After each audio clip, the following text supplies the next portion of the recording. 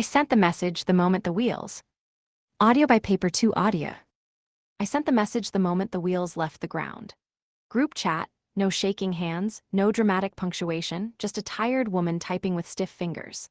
Flight lands at 3 p.m. Can someone pick me up? I just buried my husband. A military funeral overseas, a folded flag pressed into my arms, 21 guns echoing off a gray sky, a casket that felt heavier than anything I've carried in 72 years, though I wasn't the one lifting it. Robert and I had been married for 46 years. Most of those years were spent waiting. Deployments don't care about anniversaries, and neither, it turns out, does family. But love doesn't keep receipts, so I didn't ask for much. Just a ride home from the airport, the same airport I used to stand in decades ago, waving a handkerchief at a young soldier who promised he'd come back to me every single time, and always did, until the one time he didn't. The reply came before we'd even leveled off above the clouds. My daughter-in-law, Brittany, we're busy, take an Uber. No emoji, no warmth, just 5 words that landed colder than the ground I'd left him in. 2 minutes later, my son Daniel, why didn't you plan better, Mom? Not, how was the funeral? Not, I'm so sorry. Not, we're proud of him. Just a question dressed up like concern, sharp underneath like a blade wrapped in a dish towel. I sat by the window with my late husband's folded flag balanced on my lap like a sleeping infant, and I stared into the kind of silence that doesn't come from grief. It comes from understanding. You spend your whole life believing family will hold you up, and then one day you learn that sometimes they hold the knife instead, and they hold it so gently you almost don't feel it slide in. So I typed one sentence back. No worries, that was it. No fight, no guilt, no reminder of the years I spent driving Daniel to baseball practice while Robert was stationed in places I couldn't pronounce. No mention of the mortgage I helped them with twice, no mention of anything. Just 2 words and a period, sent into a silence I had no intention of breaking again. When we landed, I didn't cry in that airport. I didn't beg anyone for a ride. I straightened the cardigan I'd worn since Cincinnati. I pulled the strap of my travel bag over my shoulder, and I walked past the baggage carousel, past the families embracing, past the young couples kissing like the world hadn't taught them yet what waiting really costs, and I stepped outside into the afternoon light, where a black SUV was already idling at the curb, exactly where it was supposed to be. Because here's the thing nobody in that group chat understood yet.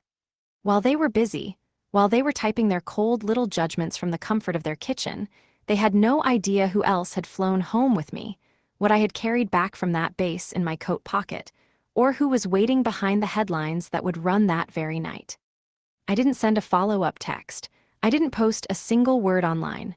I went home, made a cup of tea I didn't drink, and sat in Robert's recliner because it still smelled like him. But when the 9 o'clock news came on, when phones across this city began to buzz and light up dark living rooms, I knew they saw it. I knew my son's fork stopped halfway to his mouth. I knew Brittany's wine glass trembled against the granite counter before it ever touched her lips. And I knew one thing for certain, sitting there in my husband's old chair with my hands wrapped around a cooling mug. They would never forget what happened next. The clip ran less than 60 seconds, but 60 seconds was all it ever takes. Evening broadcast, right in the middle, right after the weather report and just before the sports recap, the anchor speaking in that practiced, even voice reserved for both tragedies and miracles. Tonight, a widow returns home from her husband's overseas military burial, not to family, but to something far more unexpected. Then came the footage, the black SUV at the curb. Me, stepping out, still dressed in black, the folded flag held in a perfect triangle against my chest the way they teach you to hold it, like it might still be breathing. And behind me, 4 men and women in dress uniform, members of Robert's old unit, 2 of them young enough to be my grandchildren, standing with their shoulders squared and their spines straight, not just escorting an old woman from a car, but shielding her, the way soldiers are trained to shield the things that matter most. The camera held on the moment one of them, a young sergeant with red-rimmed eyes, leaned down and pressed something small into my hands. A white ribboned box. The anchor's voice softened. In an unexpected twist, we're told the widow was met not by family, but by her late husband's former unit, who organized a personal military escort and tribute. She declined our request for an interview, but she did leave behind a single handwritten note for the press. The screen filled with my own handwriting, shaky but legible, the same handwriting I once used to sign Daniel's permission slips and write Robert letters that took 6 weeks to reach him. If you ever find yourself standing alone at the edge of grief, do not go looking for the people who left you there. Go looking for the ones who show up anyway. They didn't print my full name. They didn't need to. Everyone sitting in that family group chat knew exactly whose handwriting that was and exactly what they were watching unfold on their own televisions. The final shot was simple. Me, walking slowly between two uniformed escorts, my back straighter than it had been in years, climbing into that black SUV without a single tear on camera. No interview, no plea for sympathy, just truth, delivered with more dignity than I felt I had left in me, broadcast across every major channel in the region before the night was even over. And in those living rooms, in my son's overpriced kitchen with the marble countertops Robert and I helped pay for, in whatever apartment Brittany's mother kept bragging about, phones were dropped. Forks clattered against plates. A silence filled the spaces they had always assumed were safe, the spaces where they thought my love would simply keep absorbing whatever they handed me, year after year, with nothing asked in return. The group chat stayed quiet for an entire day. No reactions, no apologies, not even a simple "I saw the news, Mom." But silence tells its own story, and theirs was already beginning to come apart at the seams. My granddaughter Chloe, 16 and still soft enough to feel things her parents had long since trained themselves out of feeling, messaged me privately. "Grandma, was that you on Channel 5? I didn't answer right away." I let the message sit there for an hour while I folded laundry that didn't need folding, the way you do when your hands need something to hold onto. Eventually I typed back, "Yes, sweetheart, that was me." She didn't ask anything else. But word travels fast in families that pretend to be close, and that photograph of me flanked by soldiers, wrapped in grief, but standing like something carved from granite, was suddenly everywhere. Behind the scenes, the two people who had let me stand stranded at that curb were scrambling to rewrite a history that television had already corrected for them. Brittany tried first. She posted an old photograph, the two of us at a 4th of July barbecue years back, my arm around her shoulder, both of us laughing at something I don't even remember anymore. The caption read, "Family means everything, grateful for my mother-in-law." I didn't like the post. I didn't comment. I didn't need to, because the very first reply underneath it, from someone I'd never even met, said simply, "Didn't you tell her to take an Uber home from her husband's funeral?" It was shared, then shared again, not by me, by strangers who still believed loyalty was supposed to run in both directions. Then it was my son's turn. Daniel sent one line, no greeting attached to it. "Didn't realize it was that serious, Mom. You should have called instead of texting." I read that message twice. I laughed once, a short, dry sound that surprised even me, sitting alone in that quiet house. As if grief required an itemized invoice. As if burying the man I loved in a country neither of them could find on a map without help was something I should have packaged more conveniently for their schedules. I typed a reply, deleted it, typed another, deleted that one too. Finally, I sent 4 words. "You made your choice." So did I? No anger in it, no exclamation marks, nothing but a mirror held up at exactly the right angle. And the truth is, I didn't need to say anything more, because by then the news station had already called again, and this time they didn't just want footage. They wanted my voice. I hadn't planned on speaking publicly. At 72, you learn that silence often protects you better than words do.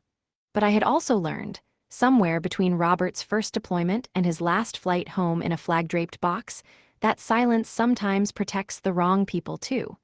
So when the producer called and asked gently if I would be willing to share a widow's perspective on camera, I said yes.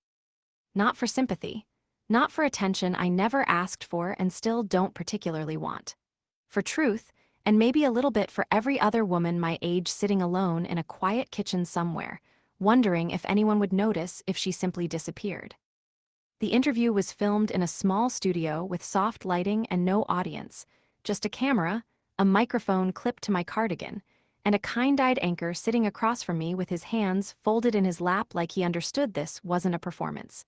He asked his first question carefully, the way you'd approach someone standing near a ledge. "What happened when you landed that day?" I took a slow breath. the kind Robert taught me to take before delivering bad news to our son when he was small, and I said the sentence I had been carrying in my chest since the moment that plane touched down. I buried my husband of 46 years with full military honors, and I came home to an empty curb and a text that told me to call a stranger instead of my own son. The room went still. Even the cameraman stopped adjusting his equipment. I told them everything, without raising my voice, without theatrics. How I'd sent one simple message from 30,000 feet in the air. How the replies that came back were colder than the wind that had cut through that overseas cemetery. How I hadn't been picked up by blood, but I had been surrounded, completely and without hesitation, by men and women in uniform who understood exactly what it meant to show up for someone, because showing up was the entire foundation of the life Robert and I had built together. I didn't name names on camera. I didn't drag anyone through the mud publicly. But I did say one thing that the producers later told me they couldn't stop replaying in the editing room. Blood doesn't make a family. Presence does. You can share a last name with someone and still be strangers to them in every way that matters. That segment aired during prime time, 6 minutes long, no dramatic music underneath it, no flashy editing, just an old woman speaking plainly into a camera about the worst week of her life. The response was immediate and overwhelming. Veterans reached out. Other widows reached out, women my age and younger who said they too had come home to empty driveways, to porch lights left dark on purpose. But the silence in that family group chat, that silence was different from mine. Mine had been chosen. Theirs was collapsing under its own weight. My son left the chat without a word of explanation. Brittany changed her profile picture the same week, scrubbing every trace of the 4th of July photo from her page. And me, I simply archived the conversation, because once you have been left stranded at your lowest moment, you stop waiting for people to finally become who they should have been decades ago. This was never meant to be revenge. It was meant to be a record, and now that record belonged to more people than just my family. It started small, the way most true things do. A letter arrived in my mailbox with no return address, just careful, looping handwriting that reminded me of my own mother's. "I saw you on the news," it read. "My husband never made it home either. Watching you walk through that airport made me feel less alone for the first time in 3 years." Then it spread further. A local veterans organization shared the clip on their page. A Gold Star Mothers group reposted the full interview with a caption that brought me to tears in my own kitchen. A network of military spouses reached out, offering flowers and casseroles and shoulders I hadn't asked for but suddenly, desperately needed. And then came the candlelight vigil, organized entirely by strangers, attended by dozens of people I had never met in my life, every one of them familiar with the particular weight of a folded flag. I stood near the back of that crowd in an old coat that used to be Robert's, my hands trembling slightly in the cold. They weren't mourning alongside me. They were standing for me, and for every person who had ever waited alone at an airport curb when they should have been met with open arms. A girl no older than Chloe stepped forward and sang, her voice cracking gently on the high notes, something about carrying someone home when their own legs grow tired. I nearly lost myself in that moment. Nearly. And then I saw him, standing at the very edge of that crowd, hands shoved deep into his coat pockets, head bowed low enough that the candlelight barely touched his face. My son. He didn't speak. He didn't approach me.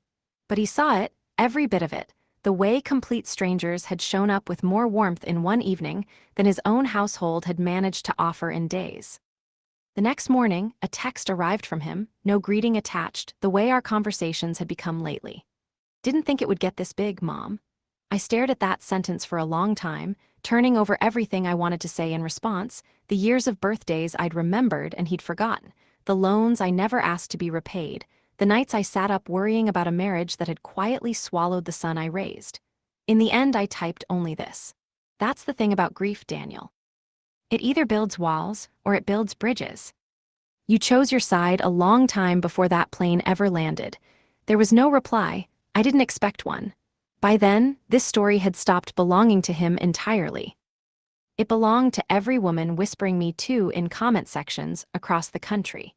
Every widow who finally felt seen by someone who understood exactly what that particular kind of loneliness costs. Weeks passed. The flowers left on my porch never quite stopped arriving. Neither did the letters, stacking up gently on the same kitchen table where Robert used to read the newspaper every morning before sunrise. But something in me had shifted, quietly, the way seasons shift without announcing themselves. I no longer wanted to simply be a story that strangers passed around online for a week before forgetting. I wanted to build something that would outlast the headlines. So I did. It started with a name that came to me in the middle of a sleepless night: the Whitfield Welcome Project, a small organization dedicated to making sure no military spouse or parent ever stood alone at an arrival's gate again. Airport pickups organized by volunteers. Meal trains for families returning from funerals overseas. Care teams who understood that grief doesn't politely schedule itself around anyone's convenience. Word spread faster than I ever imagined it could for a 72-year-old widow working out of her dining room with a second-hand laptop Chloe helped me set up. Volunteers signed up from 4 different states within the first week alone. A local dealership donated the use of a van. A community center offered its event space free of charge for as long as we needed it. By the second week, our very first welcome team stood at the arrivals gate of the regional airport holding a handmade sign that simply read, "We've got you." A photograph of that sign went further than I ever expected a piece of poster board to travel. Suddenly, the Whitfield Welcome Project was mentioned in local papers, then a regional broadcast, then a podcast hosted by a veteran I'd never met but instantly liked. And then, of course, my phone rang with a number I hadn't saved in years. My son. I let it ring out. He left a voicemail, his voice cracking somewhere around the second sentence in a way I hadn't heard since he was a boy afraid of thunderstorms. "Mom, I didn't know how to help. I guess I didn't think you'd even want us there." I listened to it once, then deleted it, not out of anger, but out of something closer to peace than I'd felt in months. Some wounds don't close simply because someone finally apologizes after the damage has already rearranged your whole life. They close because you finally stopped bleeding for people who stood there and watched you drown without so much as offering a hand. Brittany never called at all, though a small anonymous donation appeared in the Welcome Project's account a few days later, the amount and timing telling me everything her silence couldn't. I didn't respond to that either. This was no longer about guilt, theirs or mine. It was about the kind of truth that buys vans, fills care packages, and stands quietly at arrival gates holding handmade signs when nobody else thought to show up. When people ask me now what started all of this project, this strange and unexpected second chapter of my life, I always smile the same small, tired smile and tell them the truth. A flight landed at 3 in the afternoon, and nobody came. Someone wrote about it later, calling it a quiet revolution, which felt far too grand a phrase for an old woman who simply refused to disappear quietly into her own grief. The article ran with a photograph of me at a recent welcome event, my arms wrapped around a young widow clutching a folded flag against her chest, her smile fragile but real. The caption underneath read, "From heartbreak to homecoming, how one widow made sure no one stands alone again." The day it published, an unknown number sent me a single screenshot of that article with no message attached. I recognized the area code immediately. It was Brittany's. That same evening, I was asked to speak at a small memorial gathering for military families in the next town over. It wasn't a performance. It was simply a story, mine, offered honestly to a crowd of strangers holding candles against the wind. I stood at a modest podium, the night air thick with wax smoke and quiet grief, rows of faces tilted upward toward me, some proud, some clearly still shattered, all of them listening in that particular way only grieving people truly know how to listen. I told them everything, but without bitterness this time. I didn't name a single name. I didn't point a single finger. I simply said, I came home alone that day, but I made certain I never stayed that way for long. I spoke about Robert, about his terrible jokes and his careful letters, about the way he once told me, years before any of this happened, that if anything ever happened to him, I was not to let silence win on his behalf. I hadn't let it win, not once. When I finally stepped down from that podium, a woman in soft pearls touched my elbow gently, her eyes glistening in the candlelight. "My daughter was on your very first welcome pickup," she told me, her voice barely above a whisper. "You saved her that day, more than you'll ever know." I held that woman's hand tightly, because in that one moment, Nothing more needed to be said between two strangers who understood exactly what showing up actually costs and exactly what it's worth. And then, somewhere past her shoulder, near the edge of the gathering where the candlelight grew thin, I saw them. My son, Brittany beside him, standing together near an old oak tree, uninvited, unannounced, simply watching from a careful distance. I didn't wave. I didn't smile. I let the space between us hold everything that had gone unsaid for far too long, because sometimes the truest punishment isn't anger at all. It's simply being quietly, permanently replaced, watching a crowd of strangers applaud the mother they never once thought to drive to the airport. I used to believe that closure only arrived wrapped in an apology, a phone call, a moment where the people who hurt you finally find the words they should have offered when it actually mattered most.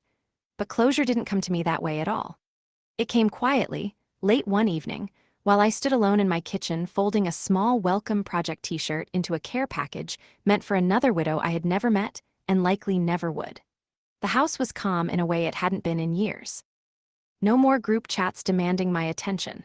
No more waiting by a silent phone for someone to finally say, "We're here, we're sorry, we should have come."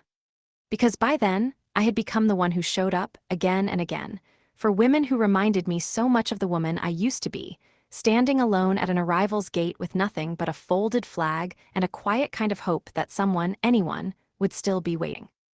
The doorbell rang that night, a volunteer dropping off donated supplies for the following week's pickups. A young couple stood on my porch, newlyweds, both of them former service members themselves, their eyes bright with the particular kindness of people who understand sacrifice from the inside. She hugged me as though we had known one another for decades, and in a strange, quiet way, I realized we had, not through blood, not through years of shared holidays, but through something far sturdier than that, the kind of truth that only survives intact when people choose, again and again, to show up for one another. I never replied to my son's voicemail. I never acknowledged Brittany's anonymous donation. I never reopened that family group chat, not once, because I had finally learned the difference between people who bury you quietly in their own silence and people who lift you gently out of yours. That is what I tell every new widow who walks into our welcome program, still raw, still trembling, still half convinced that nobody is coming for her either. I tell her exactly what I learned sitting alone in that airport terminal at 72 years old, surrounded by strangers in uniform who somehow understood my grief better than my own blood ever did. You do not rebuild your life by waiting around for the people who failed you to finally change.